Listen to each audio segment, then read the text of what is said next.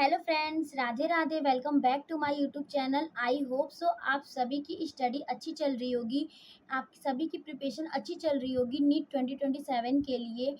तो मैं आज इस वीडियो में आपको ये बताऊंगी कि आप अपने बायोलॉजी में 360 मार्क्स कैसे स्कोर कर सकते हैं, क्योंकि हमारा जो बायोलॉजी है वो हमारे नीट एग्ज़ाम में हमें 360 मार्क्स दिलाता है। वो हमारे नीट एग्ज़ाम का आधा जो हमारा वेटेज है वो हमारा सिर्फ बायो से है। तो हमें अपने बायो को स्ट्रॉन्ग करना होगा। अगर हमारा बायो स्ट्रॉन्ग रहेगा तो हम केमिस्ट्री और फिजिक्स में इतना तो स्कोर कर ही लेंगे कि हमारा एक हमें एमबीबीएस सीट हमें मिल जाए। तो हमें अपने बायो को बहुत स्ट्रॉन्ग करना होगा। तो बायोलॉजी में हम 360 मार्क्स कैसे स्कोर कर सकते हैं, ये हम आपको इस वीडियो में आज बताएंगे। तो हम इस वीडियो को स्टार्ट करते हैं।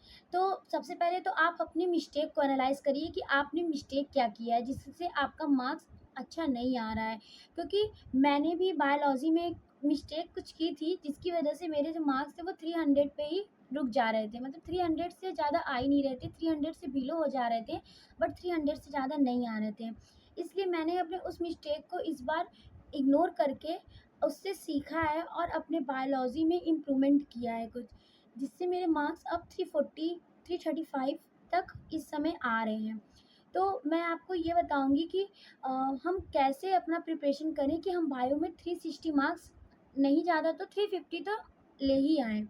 तो सबसे पहले आप अपने बायोलॉजी में अपने किसी भी बुक को मत प्रेफ़र करिए, आप सिर्फ़ एनसीईआरटी से पढ़िए। अगर आप किसी भी टीचर को फ़ॉलो कर रहे हैं, बायोलॉजी के किसी भी फैकल्टी को अगर आप फ़ॉलो कर रहे हैं, तो आप उनके लेक्चर को देखिए। अगर आप ड्रॉपर हैं, तो उनके लेक्चर को 2x की स्पीड पे देखिए। अगर आप फ्रेशर्स हैं और अगर आप कहीं से पहले से पढ़ चुके हैं, अगर आपको वो टॉपिक वो चैप्टर आपका क्लियर है, तो आप उसको 2x की स्पीड से देख सकते हैं। अगर आपका वो क्लियर नहीं है, तो मेरा तो ये मानना है कि आप उसको 2x की स्पीड से मत देखिए। आप पूरा अपना बेसिक क्लियर करिए, तभी आप अच्छे से उस कॉन्सेप्ट को समझ पाएँगे। अगर आपका बेसिक ही क्लियर नहीं रहेगा, तो आप उस कॉन्सेप्ट को क्लियर नहीं कर पाएँगे।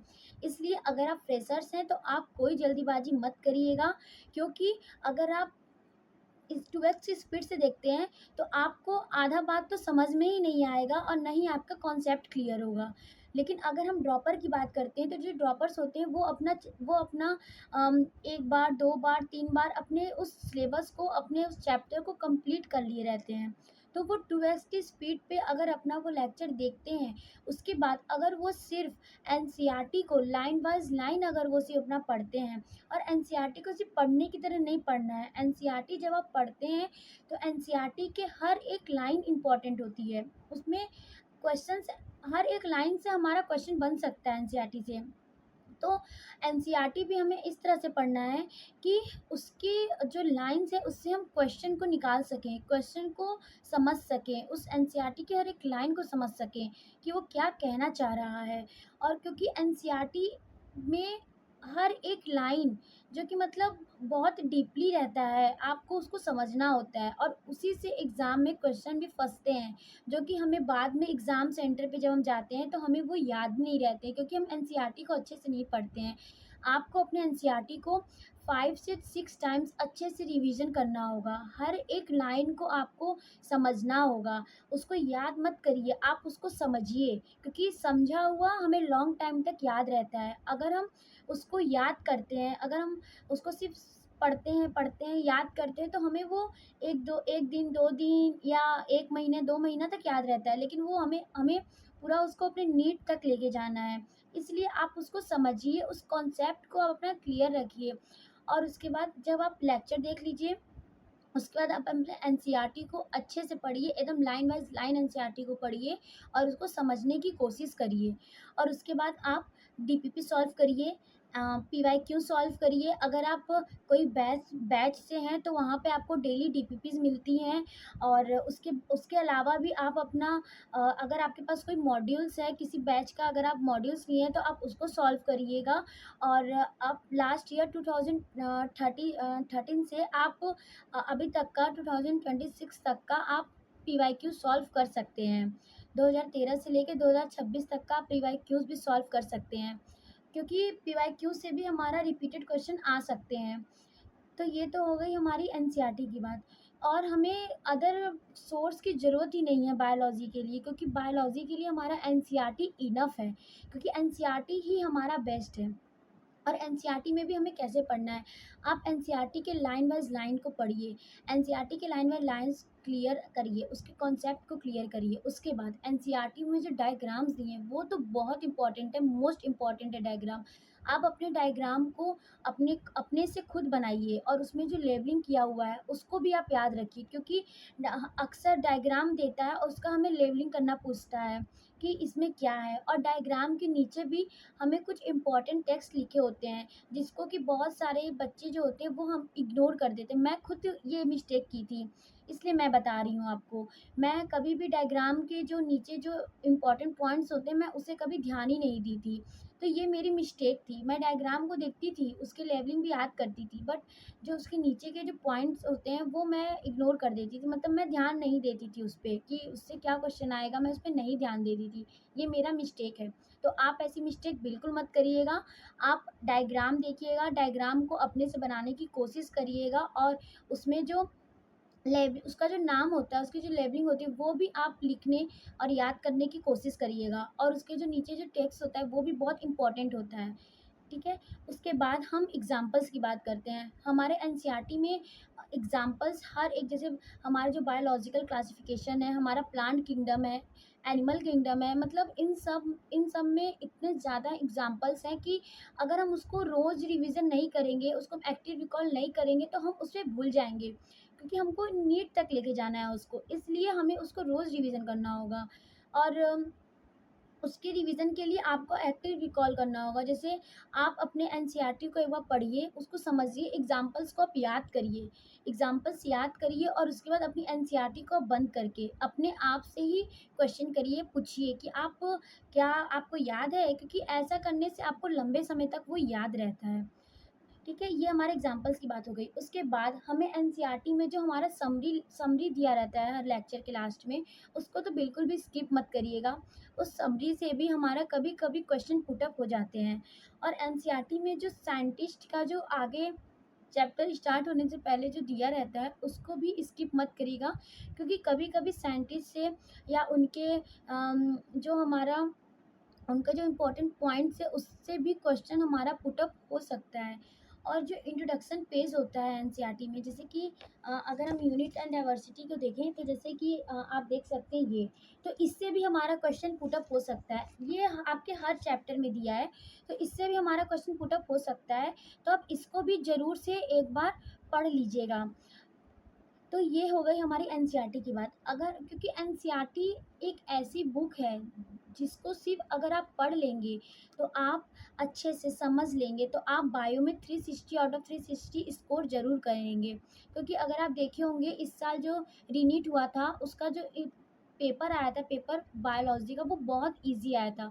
अगर कोई बच्चा सिर्फ एनसीईआरटी ही पढ़ के गया होगा, लाइन बाइज लाइन एनसीईआरटी अगर पढ़ा होगा उसने, तो उसका बायोलॉजी में 360 आउट ऑफ 360 या तो 350 तो ज़रूर ही वो स्कोर किया होगा, क्योंकि एनसीईआरटी ही हमारा सबसे बेस्ट बुक है हमारे बायोलॉजी के लिए। और आप कोई बुक को प्रीफर मत करिएगा एनसीईआरटी के अलावा, ये मेरा आपको सजेशन है, क्योंकि मैं खुद बायो के लिए सिर्फ एनसीईआरटी को ही प्रेफर कर रही हूँ और मैं कोई बुक प्रेफर नहीं कर रही हूँ।